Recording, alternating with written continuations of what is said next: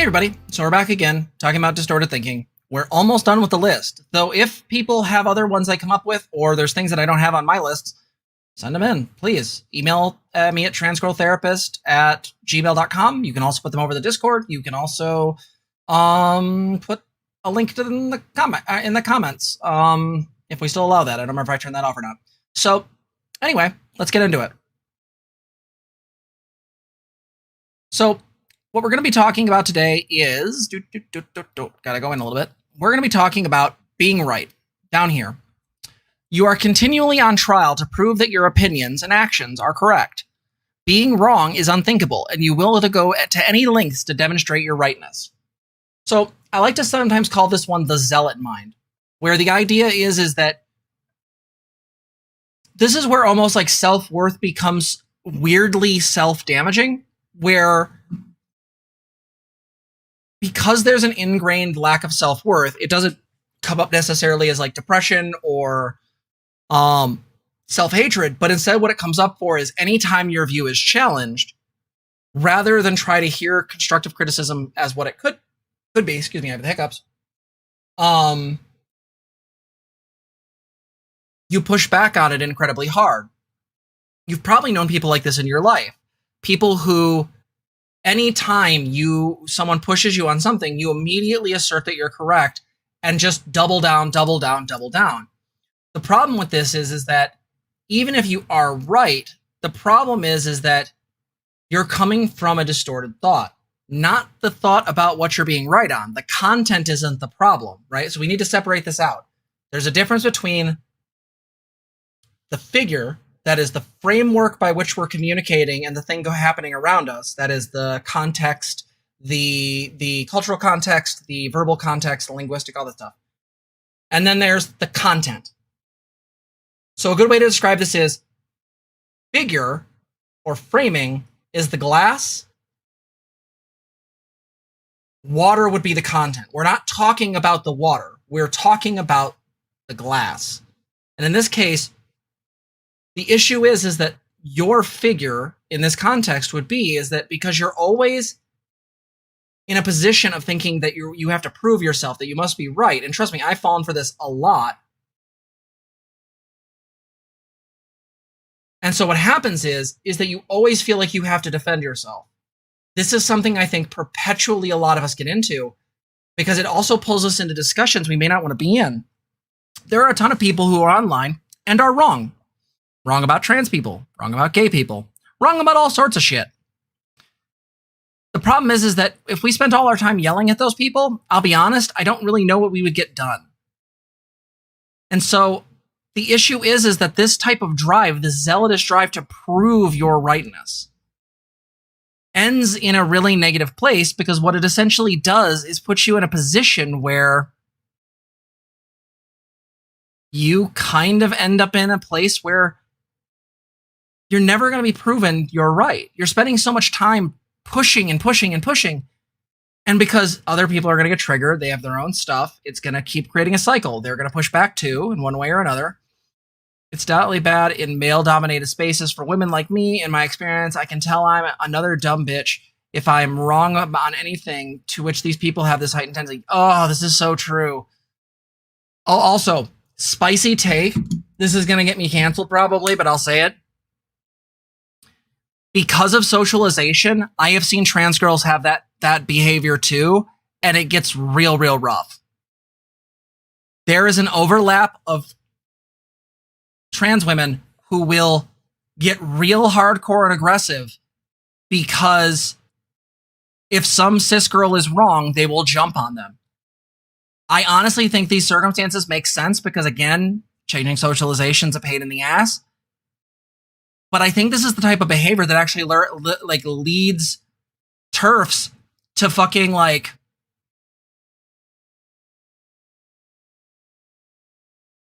I think it's one of the things that can lead TERFs to having evidence to the idea that like women are being shut down in women's spaces. I'm not saying they're right. They're not. They're absolutely untruthful. But I think it can look like they have evidence, if that makes sense. Maybe I'm not saying that the best way I can, but bear with me. Yeah, like I get torn by other men, by men. Yeah. Well, and there used to be a really good podcast I used to listen to called Sorry about last night, or their not safe for work name, which was Guys We Fucked.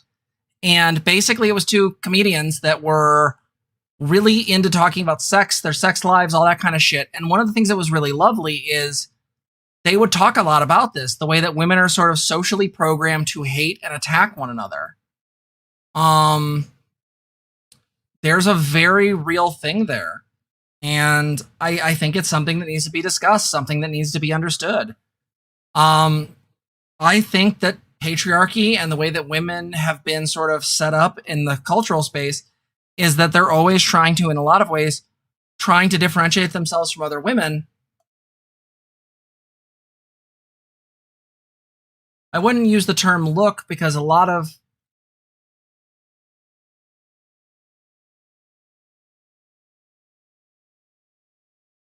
wouldn't use what term? I don't understand. The pick-me-ness is everywhere. Yeah, that's fair. Yeah, and so Rosanna, like again, but this gets into the weird thing is like it depends on the space. In women's spaces, trans women absolutely are quiet. In online spaces, it depends on where you're at. I think the behaviors change depending on what you're doing. Again, context is everything. Maybe I'm not understanding what you're saying. You might need to explain that more in depth.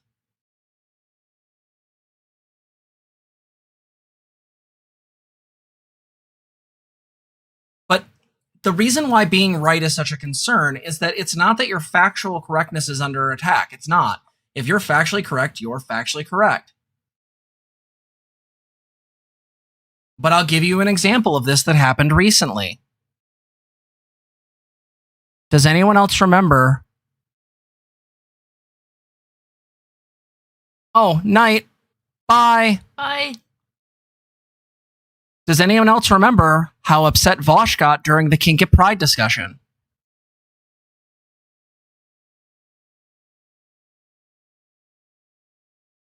Even if I agree with some of Vosh's take there, and I think he was justified in being upset and triggered based on some of the responses from his chat, notice the tone. Watch the first time this debate and topic came up. Does anyone else notice this distorted thinking?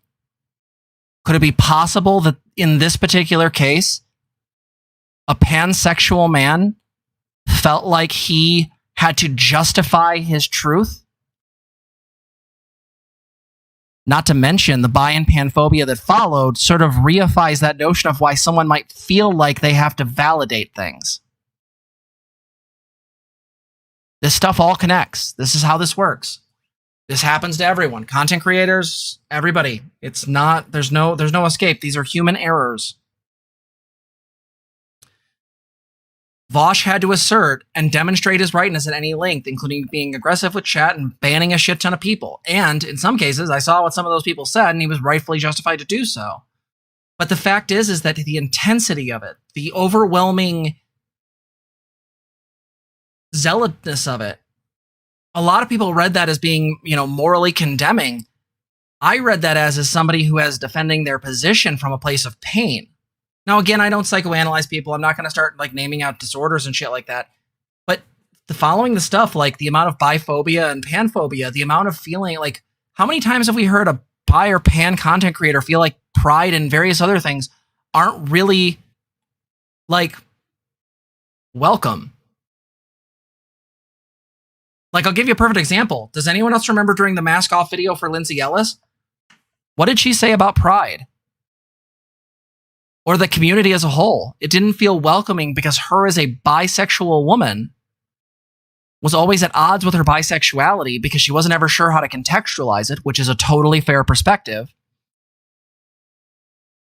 And because of the way we treat bi people, never felt welcome to be part of pride. That's kind of makes a lot of fucking sense. A lot of fucking sense.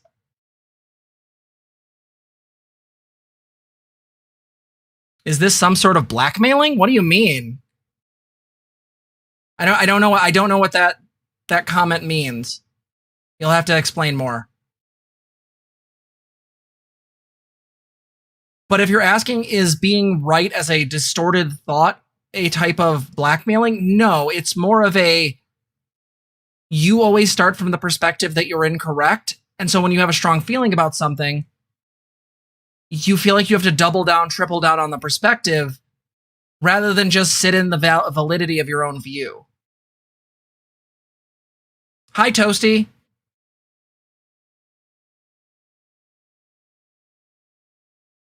Personally, this is why I defend bisexuals using slurs. Like, I don't think people should use them all the time, but I think it's exclusionary. Yeah. Well, and the thing is like,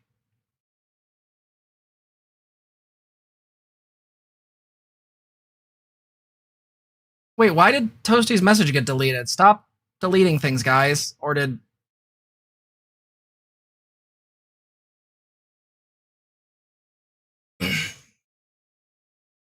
Don't delete Toasty unless they say something dumb. Anyway, does this all make sense to everyone? Is this landing for you? Yeah, I do want to talk about maybe if we can give some examples in the personal sphere or like personal relationships sphere might also be handy. I'm not coming up with any good examples at the moment. So one of the things, and I'll share this from my own personal experiences, this is one I struggle with a lot. During the kink and pride discussion, one of the reasons I've kind of like set a moratorium on this being a discussion on the channel for a bit is because I was really like struggling with that as a person who had been through, again, trigger warning, childhood sexual abuse. As somebody who deals with very real trauma and stuff like that, and has dealt with very real trauma in their adult life dealing with stuff around kink, there's a reality to the situation where I really had a hard time with that discourse. And it required a lot of conversations with Xena to sort of parse that out and come to a much cleaner variation of it. By the way, the chat says that, like, Gina says that the screen froze. Is that true for anybody else? I need to check.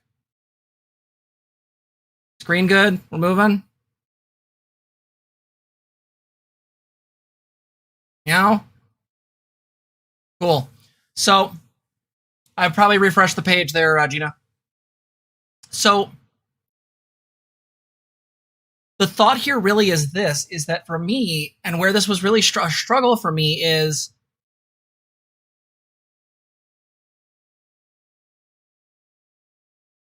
so I have to explain an order of operations thing. And this may not be true for all people with what I have. So let me explain. As I said in other videos, I struggle with borderline personality disorder. And there are two specific parts of that disorder, two parts of the criteria. And I've had a very long conversation with Lexander about this. God, I want to release that video at some point. But there are ways in which two criteria, specifically the internal sense of emptiness and the fragmented or vague sense of self, makes it hard to stand on my own 2 feet for a perspective. There's a way in which I often feel like I have to defend myself on any given topic. Now, some of that might not just be BPD. Some of it could be ADHD and rejection sensitivity dysphoria, although whether or not rejection sensitivity dysphoria is part of ADHD is still up for grabs. Regardless of what the cause is, the reality of the situation is that for me, often this starts from the premise of that I'm not good enough, or I'm not intelligent enough, or I'm not comfortable enough in my own skin and perspective. And as such, what I do is double down and triple down. Hell, we've even made jokes about the term double down based on jokes me and Hanging Wednesday used to throw around. Hey, folks, put the double down emoji in chat.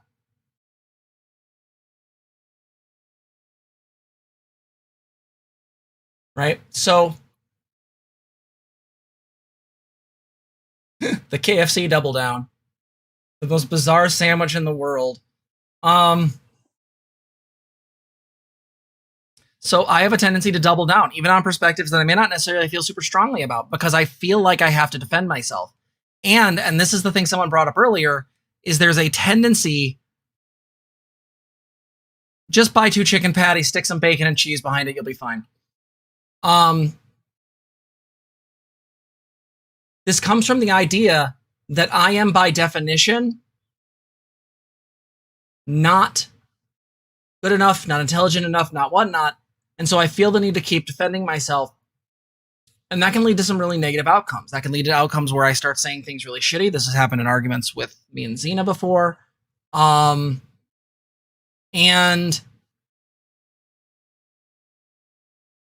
it's something that can really be really hard to shake, because when you start from this view of, I'm not comfortable really holding any of my perspectives, I'm not really comfortable engaging in any of my perspectives in a way that are necessarily, they feel embodied, they feel real,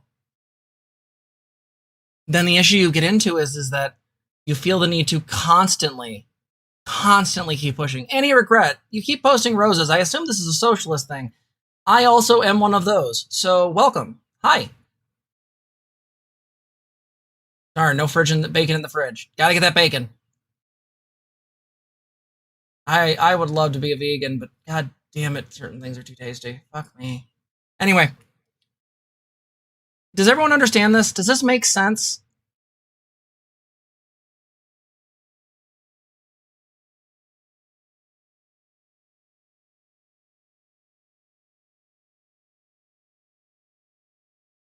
Because I think it's really important for you guys to understand this, is that I want you to feel like you are right. I want you to understand that your perspectives, the ideas of leftism, the ideas of rehabilitation, the ideas of progressivism and inclusivity, the ideas of economic reform, all of these things are good. They are right. The data supports us. That is not in question. But what is in question is how we engage in it. I'll give you another example. Does anyone remember the debate between RGR and DM?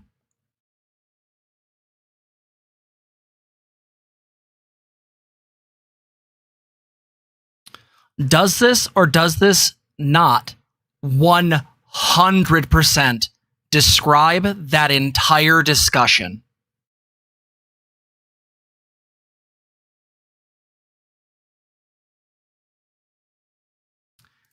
I'll go one step further. Being right as distorted thinking has a bad habit of leading to continual doubling down, and that means you will cross your own ethics to be right. During the fallout of that, what happened? Did RGR not ban a bunch of people? Didn't a bunch of her mods leave?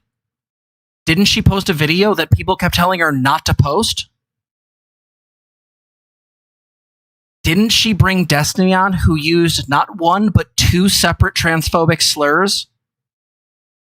And used her for the purposes of furthering his own just pure hatred for Demon Mama? And don't worry, one of these days we will talk about Destiny's abusive behavior. But again, essentially, RGR basically made a deal with the fucking devil. Yeah, Brittany, don't get me started. Yeah, Demon Mama's legitimacy as a trans woman being in question in any of this is fucking horrifying. Full stop. And again, I'm not trying to condemn anybody. But do you see how this leads? Being right as a distorted series of thoughts, a cognition error, not only leads you to being so uncomfortable in your view, but you feel like you have to double down on it again and again. And maybe it's not uncomfortable. Maybe that's not the true language for everyone. Maybe it's. I think some people get real anxious about this stuff, right? Well, let's just make a guess here of someone's intentions. I know we can't ever know them. This is all inductive reasoning. Based on your observations, do you think someone like RGR cares about their arguments? Do you think that RGR as a person probably cares a lot about the work that she's put in to these documents and feels very strongly about the way she's worded them, especially her arguments validating her own gender and her legal language of subjective versus objective gender, which don't work for a lot of people because, spoiler alert, they're not. Oh, good night, Ash. But they work for her because she's obviously a law student. Does anyone else see this? Like, this feels really real to me. It feels really important.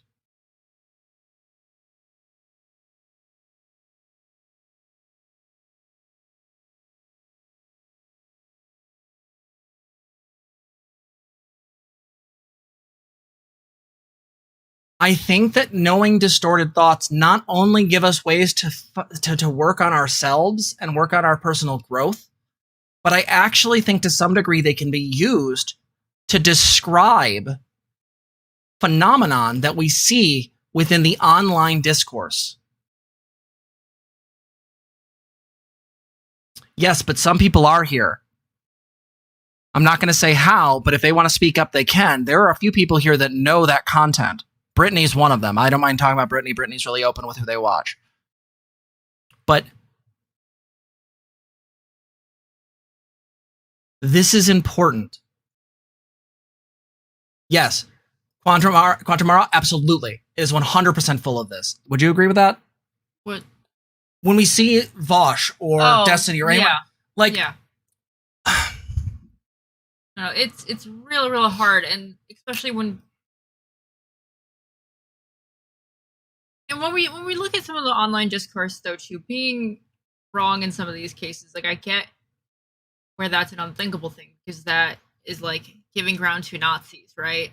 Like, if you're like minorly wrong, even if it's like not a big deal, and you know what, just a correction of a fact would, you know, like a corrective fact check would take care of the situation, you could move on. In some of these streams, like, no, I get how people get there, because if suddenly like this Nazi's gonna take a whole lot of ground back and just make fun of you the whole stream, that's not fun. I'll even go one step further. So if you look at this from this perspective, so it's agreed that RGR probably cares about the stuff that she makes. I think that one of the things I would argue is, based on what I've seen of her content, she cares a lot about validating trans identities in a legal sense. I think that's really cool. And I think the problem is when Demon Mama questioned her framing, because they didn't disagree that trans women are women, but the question was, what was a woman? And when discussing that, the question circled into this hellscape of both trying to prove to the other why they were correct, but coming at it from entirely different angles. And when those angles weren't accepted because they were fundamentally coming from a philosophically different place. Demon Mama was coming from a identity philosophy. That is, if you identify as a woman, you are a woman. Full stop. RGR was trying to come at it from more of a legal perspective. And when Demon Mama wouldn't follow her into that view, what happened was Riley got triggered, Riley kicked her out of her server, and then Riley proceeded to ban a bunch of people that disagreed because Riley was upset. I'm not saying that I support either one of them in this regard, but I want to point out that, sadly, when I see this phenomenon in content creators, I'm going to bring it up. Because I think even if I'm wrong, which is possible, I very much could be wrong. I could be missing things. Obviously, I don't know what these people are like in their personal lives. I don't know what their day-to-day is like. But based on what I've seen, even if I'm incorrect about the actual objective facts of those situations, the information I've presented now, yes, Brittany, I agree 100%, and from different angles that were really, really hard. I have an example of this separate from... I'll finish my thing and then go. Yeah. And so what I'll say is, even if I'm incorrect about all the data points, I think it's a really good way to describe and discuss how these distorted thoughts plague us. All right? So again, I don't want to say that I'm psychoanalyzing anyone. I want to be very clear that I'm not trying to guess what their intentions are. I can make inductive statements, and I think I'm correct. I believe I'm correct, but I'm open to the idea that I'm wrong, and I also want to make it very clear that the discussion here is more for the hypothetical sense. It's more taking that situation and exploring it and understanding these things through that as an example. Go ahead, Zena. This is just an example from my personal life. I think the being right thing I have dealt with a lot through my teen years and youth is when I'm in really hyper gender spaces. What I mean by that is throughout my youth and young 20s, I've both been a member and an employee of both the major scouting organizations, so Boy Scouts and Girl Scouts. And this one seems to come up because there's just some really weird social pressures when you are in a camp of basically all Boy Scouts, and then you've got like very few like female-bodied people. And it comes up the reverse too. When I've noticed, when female staffers and a few male staffers, and there's a way that like doubling down on opinions or being right so that way you are not seen as weaker or less than, especially came up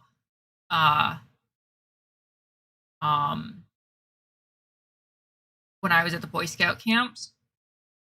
Either people felt the need to prove me wrong, or I would feel the need to prove them wrong as well, because there was a feeling that this conversation might lead to like worse treatment down the line. And whether or not it may or may not happen, it would still get really rough sometimes. And sometimes I think it's worth trying to break out of that and just not associate with certain people. Don't get me wrong. Well, and again, the best thing I want for this in any given situation is I want you to look at the distorted thinking videos as a way for you to understand your own behavior and a really good way to understand others' behavior. Because if you can help a person short circuit this, then you can make things better. You can decrease suffering. Yeah, I think the goal is figuring out what your goal in the situation is, what it actually is, right? And then achieving that. Is it to, reconcile with this person? Do you need to just kind of split off and, is this someone that, you don't really want to be around, for example? But I think you got to be able to trying to evaluate that nuance, I think is the big part here. Yeah, absolutely. So I think that calls it for us. If you like this video, please like, comment, and subscribe. Ring the bell, all that good shit. There'll be more at the back of the video, so, we'll keep reminding you until y'all do it. Also, please donate. Streamlabs.com/transgrowtherapist/tip. And, you can also become a patron, patreon.com/transgrowtherapist. So with that, we'll call this one done, but we've got one more left according to my list. So with that said, everyone, thank you so much for watching. We'll see you in the next one. Bye. Bye. I hope you enjoyed the video, and thank you for watching. Please feel free to like, comment, and subscribe. Also consider donating to the channel. You can donate at streamlabs.com/transgirltherapist/tip or at patreon.com and become a patron. Patreon.com/transgirltherapist.